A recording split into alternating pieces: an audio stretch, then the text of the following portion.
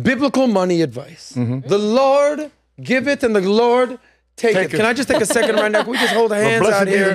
Say a prayer out there. I pray that you make money. I pray that you live a long life. Yes. I pray for all these things. He said, Lord, you know, whether you believe in Jesus, whether you believe in Allah, whether Moses is your guy, whether Buddha is your thing, there's something up there looking over you. You know, Pat always talks about the man upstairs, you know, and currying God's favor. You know, when it comes to money, you kind of gotta believe a little bit. You know, you've interviewed a lot of religious leaders. We're going to show your channel in a second. You've written a book called Faith Made Millionaire. I mean, the two root words are faith and millionaire. And I want to understand where they came from. You know, the pillars from the good book on how to master your mindset, morals, and money. Okay. Now, even on your channel, the top performing clips that you've done, sir, on the 7-figure scroll ups, just everyone gets a good look of what's going on at the 7-figure squad. Come on, Ali. There's 7-figure squad right there. Your number one clip, Jesus. Okay, makes sense. that pretty much has to do with faith. I see Charlie Kirk out there, friend of the show, friend of the channel. Obviously, very religious Christian guy. The Bible, faith-based millionaire. I see an interview with a guy, PBD. If you scroll down, wisdom from the Bible. Truth reveals how the rich got richer. What it takes to become a millionaire. So there's a lot of intertwining faith and the good book. So when you look at all, and I think if you just go to the most recent clips you've done, if you scroll up, Alejandra, the most latest right there, I think your last guy, you interviewed a rabbi.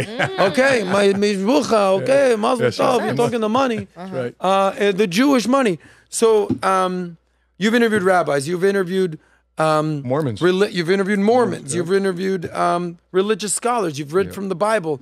What do you think stands out the most from you in a biblical sense when it comes to money? The first thing is that you can serve two gods accidentally. The first one is you think is your God, right? But the second God is you think you're God, or money is your God, or your job is your God, or your business is your God. It's just not God. And was the first commandment, there shall be no other gods but myself. I am who I am. First commandment, right? And so if you look at the Bible, there's over 2,350 scriptures about money. About 11 of the 39 parables of Jesus' ministry was about money. If you look at his teachings, 15% of his words are about money and possessions. Wow. The only thing he talked more about was love. It wasn't prayer. It wasn't how to get to heaven. It was love, forgiveness. The only thing he talked more about, because he realizes as a human being, and money is an area of human condition. Before it was currency and paper, and it was gold, it was land, it was animals. In some areas of religion, it's women and people, but that because people back then were possessions to work the land. And so what I've realized about faith and finance is that I've spent over 25 years in business, over $100,000 in self-education and trying to get ahead. I don't have a college degree. I have a 2.2 GPA in high school. I got out of high school into the Marines, at the Marines into insurance for the last 25 years. But the moment I set my sights and grounded my money, my thoughts, my being, my decisions on faith, that's when my life started to change. So temporarily sales will get you somewhere, but faith got me to my purpose. So where can someone start if they're like, all right, cool, I got no money. I barely go to church. I barely go to temple. I barely go to the mosque. I barely even know how to pray. But I want to get started. By the way, that question right there is faith. I need to get better. That's faith. Where am I going to find my next clients? And that disposition inside, instead of saying, where am I going to find my next clients? But say, listen, I got to go find my next clients. She said the word network. I need to go network. That's actually faith. Why are you going to a networking meeting? Because in faith, I'm going to meet somebody that potentially could be my customer. If I'm going to a network event, or if I do this mailer, if I do this network event, if I'm making cold calls today, if I'm door knocking and shaking hands, either one of those activities results in some form of faith being expressed. And without any hope of, or any potential of any guaranteed result. Being an entrepreneur is all about faith.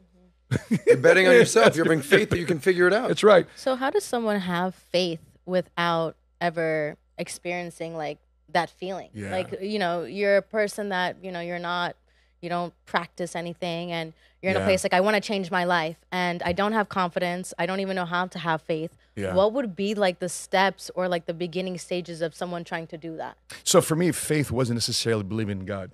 Oh, okay. It wasn't. I mean, I went to church, and this is where my initial walk with Christ came in, is because I used God when I was in the Marines. I'm writing about my book. I used God as a way, my salvation as a way, as body armor.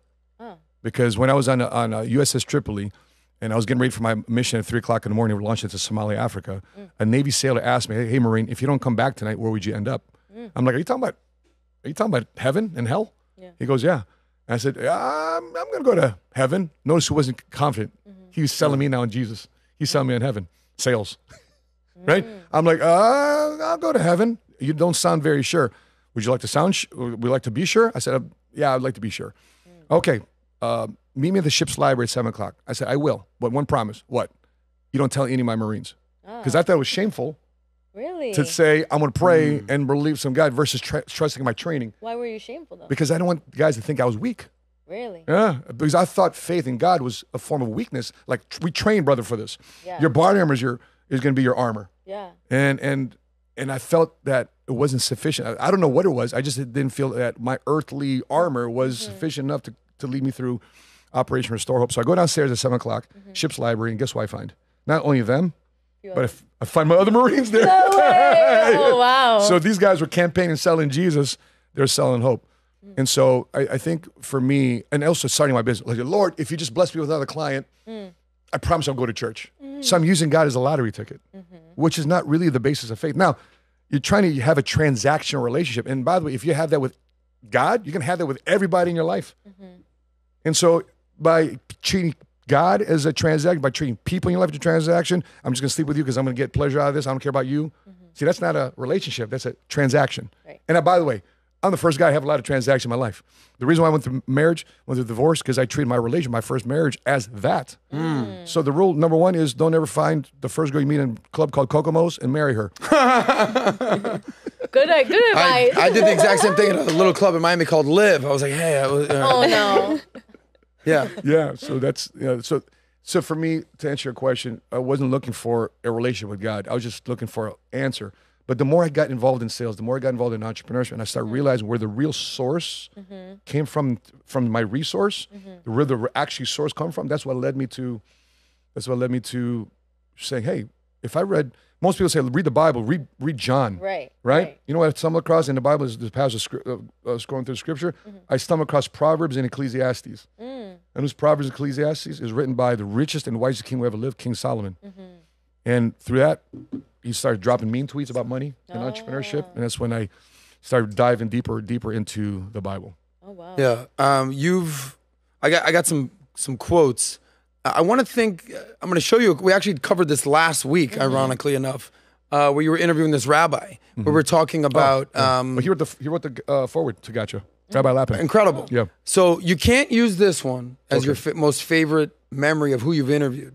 But this was some good advice. I don't know if you've ever celebrated Hanukkah or anything like this, but I've done the Passover many times. Passover. Yeah. Okay. Yeah. Shout out to Moses. Yeah. But this was an interesting clip, but I want you to, after this clip, think of what other one stands out to you. This one was interesting to me because I sort of juxtaposed this with the Indian fake guru was basically saying to spend all your money. Yeah. And then there's this guy, the rabbi, what's his name? Lapin. Rabbi Daniel Rabbi Lapin. He gave this advice. Go ahead.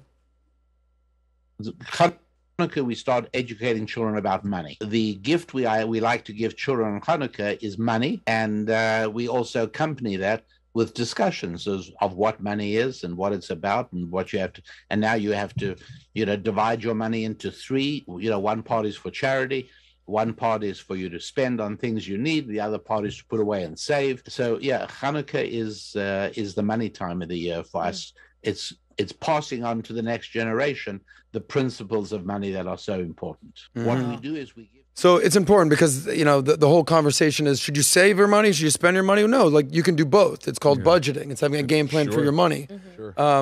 Certain percentage goes to your needs, certain percentage goes to your wants, certain percentage goes to your savings, certain percentage go to charity. In the Jewish religion, they call it tzedakah. And, the best thing that you can be called in the Jewish religion is a mensch. A mensch is you're like, what a guy. Wow. What an amazing guy, a man of honor, a man of integrity. That I remember flying, this is sort of a funny story. I'm flying on my buddy's private jet. He's that dude, right? And we came up together. He's the, I know you know who I'm talking about. And I said, the number one thing you can have in your life as a man is friends. You need friends. A man needs friends. But what's better than friends is having rich friends. You know, rich friends is pretty good. Yes, right. But you know what's better than having rich friends? Having rich friends who are mensches. Good people, helping out their friends, looking out for people. Yeah. So it was just very poignant to me that this guy, he has FU money. Sure. But you can tell a lot from a person when they come into money, it reveals who they are. Yeah. So if you're a prick who ends up making a lot of money, you're just a rich prick. Yep. If you're a good dude or a mensch and you come into money, you're now a rich guy who's a mensch with money. So shout out to him. But you can't use this one. Okay. Most memorable conversation with a religious figure and the best money advice that you learned from them. With a religious figure. Well, the closest thing after him would be then Coach Primetime, Coach Sanders. Dion. Yeah. I mean, he's talking. I mean, it's nothing from scripture they was talking about, but he just always talk about how he invested in his kids. I mean, look at his kids right now. Yeah. You know, all kids, regardless of the divorce, he still continued to invest in his kids. He still continued to set an example for his kids. And he was a nasty divorce. But I don't know any other divorce that's a good divorce. Yeah. Right. That just went easy. But to the point where everybody knew about it. It was a very public divorce, him and Pilar. And I grew up watching his reality show and just see what he's done up, down, throughout that. What did Dion continue to express throughout his life? Faith. Faith in everything, in all he's doing. And now who's blessed because of his faith? His children. His son's got a job with him shooting social media. His two boys are playing football with him. His daughter's excelling in her sport. Why? Because daddy's setting an example of expressing faith in everything, not just sports, but everything, your conversation, your relationships, your money. It just continues to attract. Listen, if you don't have faith, guess what the enemy does? The enemy comes back with 7 friends. It's bad enough to deal with one enemy, but to have 7 friends come back with it, if you don't fill that gap, they fill that void. And so those are the things that I discovered. And it's interesting that you went to go to the most popular out of all the videos you've done, the video with Deion Sanders, prime time. That's right. Talking about faith and Jesus was your highest video. So makes a lot of sense. Nat, Yes. how often are you going to church these days?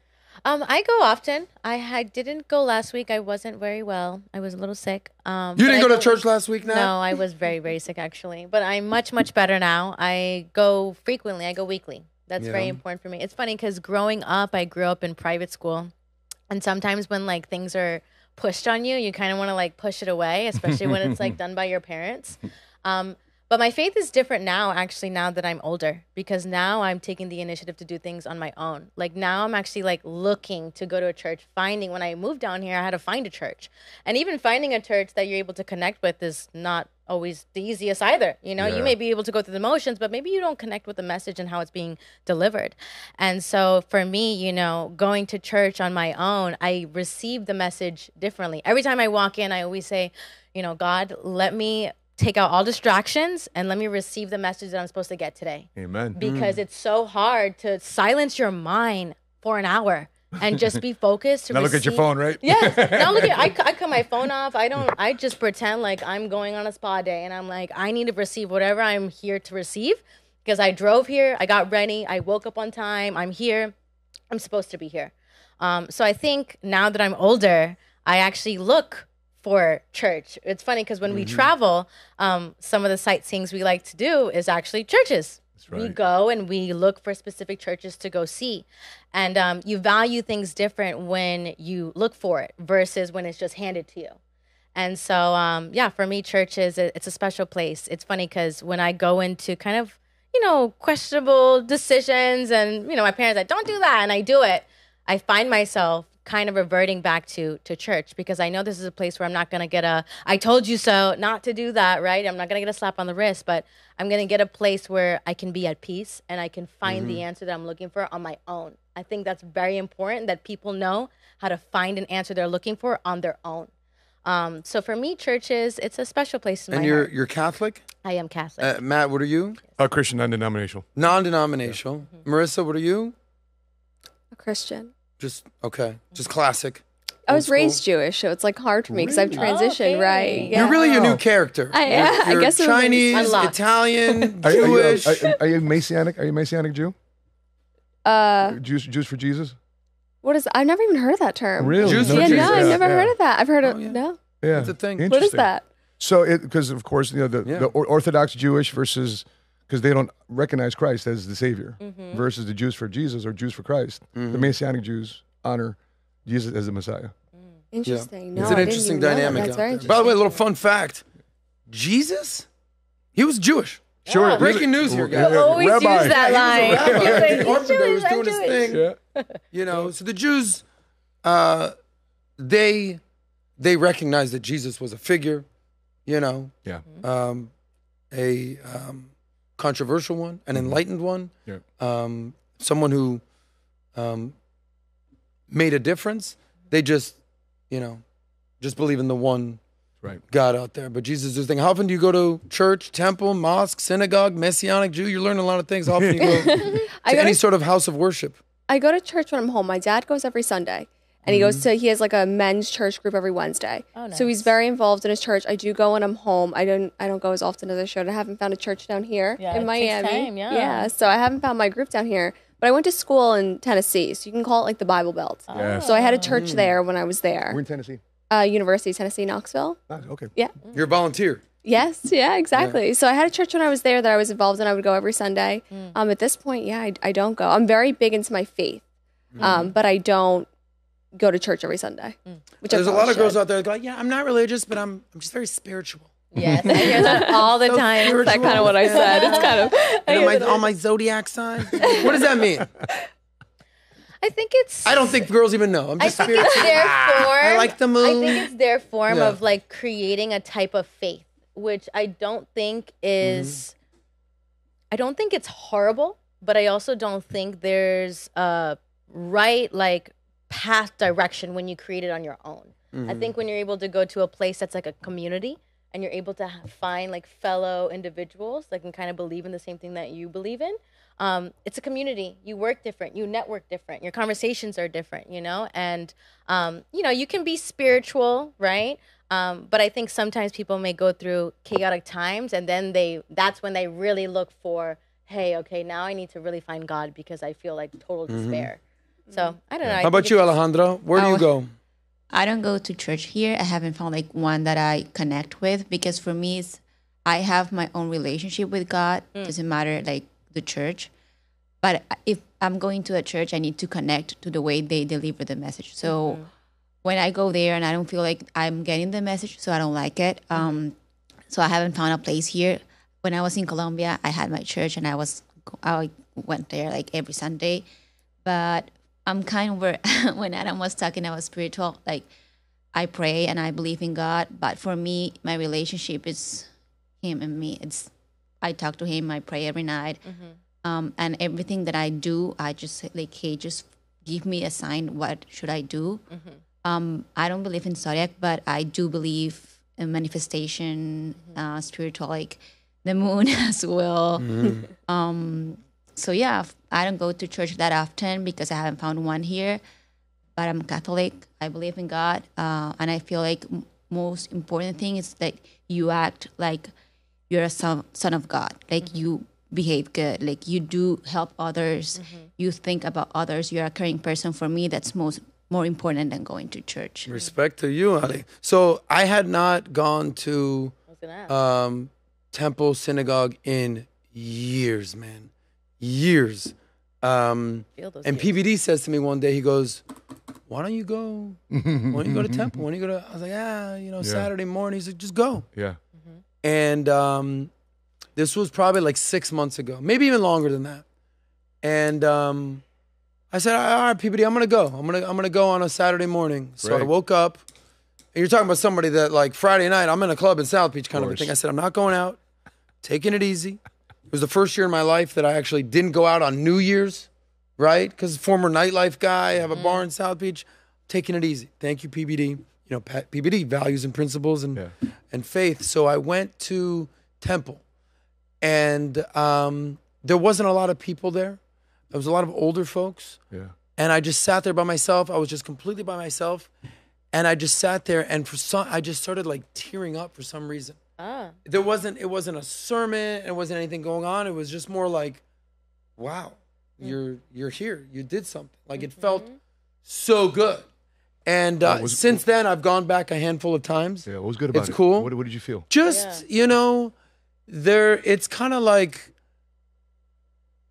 the best way to describe it is kind of like a warm blanket. It's like, you know, I had a conversation with a guy there. He says, you know, what you got to figure out in your life is how to go from being the mayor of Pleasureville to being the captain of Joyville. Yeah. And finding joy in your life and not just party, pleasure, chicks, whatever. And I think just kind of getting back to balance of house of worship, beautiful thing. I mean, in Judaism, I mean, churches are incredible. Even in Mormon, you said you interviewed Mormons. Tabernacles. Amazing church, like amazing. Even mosques, just gorgeous. I mean, they build these incredible things. In Temple, it's all about symbolism. You know, the Ten Commandments and the Star of David. It's just very symbolic, and it was overwhelming. It was great, and I loved it. And it's just something that every once in a while I said, you know what, I'm gonna give it a shot. So, but growing up, it's funny because I went to a Presbyterian private school, and all our events were in a church. So I would go to church. I would do a thing, and you know, it's funny. My mom would sing. My mom, like, her number one thing to do in life is sing. Mom, if you're listening to this, she won't stop singing. All she does is sing. Like, she can't say a sentence. Like, if she met you, she'd be like, oh, Matt, you're looking so fat. I don't know, whatever she would say. She just sings. That's her deal. And she sang in the synagogue choir, and she actually joined the church gospel to sing songs. Amen. Like, amen. Yeah. So I remember this one time, this is when I was doing stand-up comedy, I used to tell this joke, because my mom is running around the house being like, Jesus, I love you, and Jesus. I was like, Mom, we're Jewish. She's like, don't worry about that. Jesus loves you. Like, we're good. I was like, okay. Very confused. My Jewish mother singing at a black gospel church. But there is something unique about kind of finding the faith. Now, we're not, you know, with choose your enemies wisely, anyone that's like of any part of the extremists, I'm not down with that. So anyone who is like a religious zealot, if you don't do this, you're going to hell, and this is the way it is, and I was like, all right, relax, bro. Yeah. You know, and then on the other end, where there's people that are, it's like, God isn't real, and it doesn't matter, do whatever you want, it's okay, be as deviant as you want, it doesn't matter. It's like, yeah, sure, you want to go that route? So to me, it's about finding that balance. And that's what's so interesting about the Faith Made Millionaires, because, you know, I like doing three things in my life. I like making money, right? Working. I like hanging out with my buddies. And I like hanging out with pretty girls. And it's being a faith-based millionaire, it kind of gives you some guardrails to say, that's right. You know, all the pleasure, all the fun, all the let's keep it intact here. Yeah, I mean, I boiled it down to two things, because one of the most scariest phrases of the modern era is this phrase called "do me." Oh, I'm gonna do me. Oh, I hear that all the time. I'm gonna do me. Do you, baby? Do me. Yeah, which means, that's almost as good as like, forget about the truth. I'm living my truth. It's right. Like, correct. Okay, that's a danger behind it. Yes, but the other flip side to that is do God. That's faith. And however you get to God, whatever current religion that you believe in, but if it's a power greater than yourself, which is doing me, you're on the right path to discovery. And to me, when I just started discovering in church and the scripture, he's talking about money. I didn't realize money scriptures in the Bible. Yes. Well, how to handle money was in the Bible. One of my favorite stories in the Bible, which was that video right there, how the Bible made me a millionaire, was a story of the parable of the talents.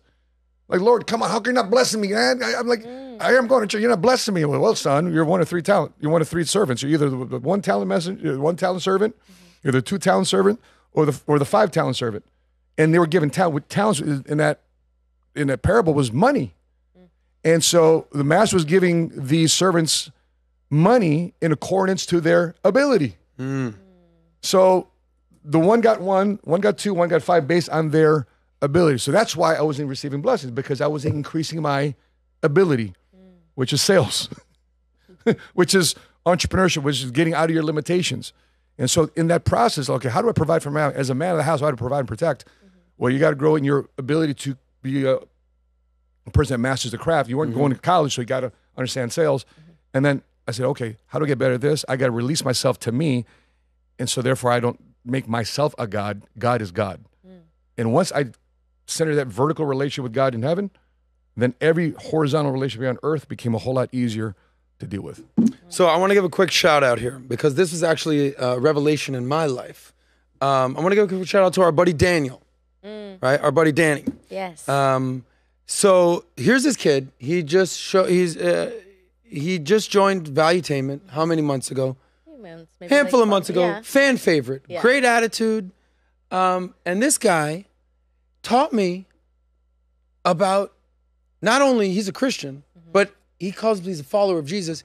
He taught me about Judaism. I said, oh yeah, teach me a little something, something. So he's Christian, but he celebrates the Sabbath on Saturday. I said, well, that's the church, that's Sunday. He's like, no, in the Bible, it was, Saturday. Okay. And then he just starts, he does all these things that Jews do. I said, but you're not Jewish. He goes, no, but that's I'm a man of faith. I'm a man of the book.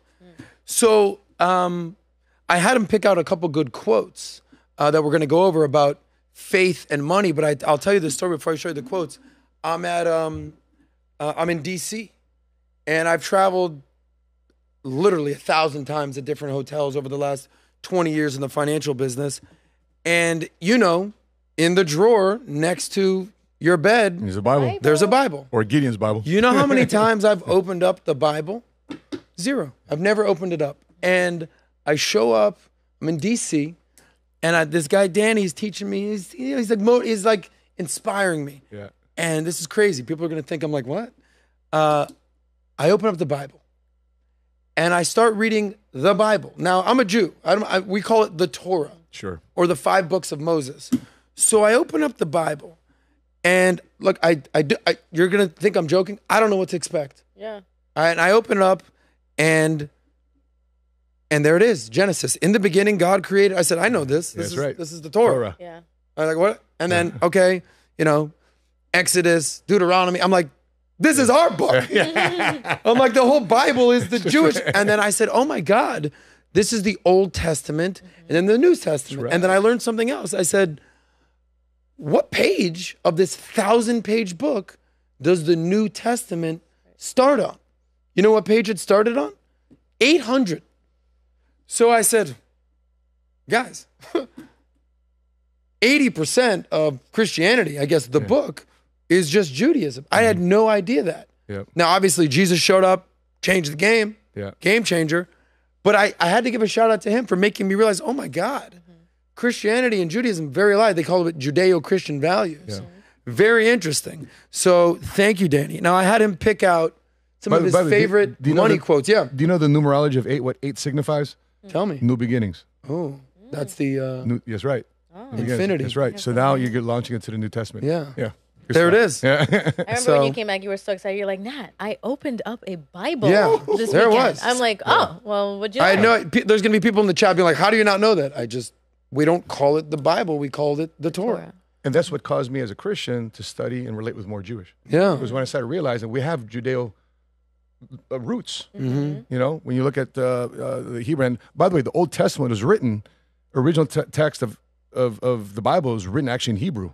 Yes. So that's where the alphanumeric relationship of language began. It's kind of like, this is maybe a little inappropriate, but like Dr. Dre, he said, we started this gangster, and this is the thanks I get. Yeah. All right, Jews. Okay, we started this religious stuff, and this is sort of wow. Yeah, there it was. Thank you. So here's some of his favorite quotes that our good friend Dan, shout out to you, buddy, picked out.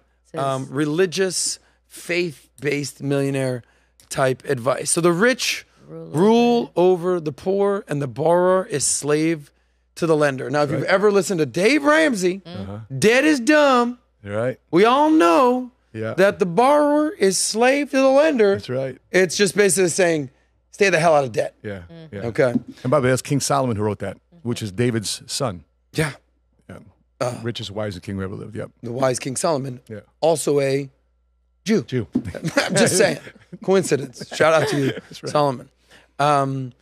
Here's another one. Nat, since you're such a good reader, go ahead. Read this from Deuteronomy 8:18. Yes, it says, and you shall remember the Lord your God, for it is he who gives you the power to get wealth. That's it. That he may establish his covenant, which he swore to your fathers, as it is this day. I love this one. Yeah. Break this down. God gives you the power to create wealth. So in other words, we already got it. How come you're not using that power? It's like Superman not flying while he's walking. Everybody's watching this. You are powerful. It's inside you already. You just got to tap into it because God's already giving you the power to create wealth. So it's one of those things where, you know, if you don't have good things going on in your life, whether it's money, whether it's health, whether it's ladies, women, relationships, you know, as George Michael said, you just got to have faith, the faith, the faith. I got to have faith. So shout out to Sapaula, the faith made millionaire. Respect on that. Whoa, whoa, whoa. If you like that one, click right here to watch the full SOSCAST. And don't forget to subscribe to the channel.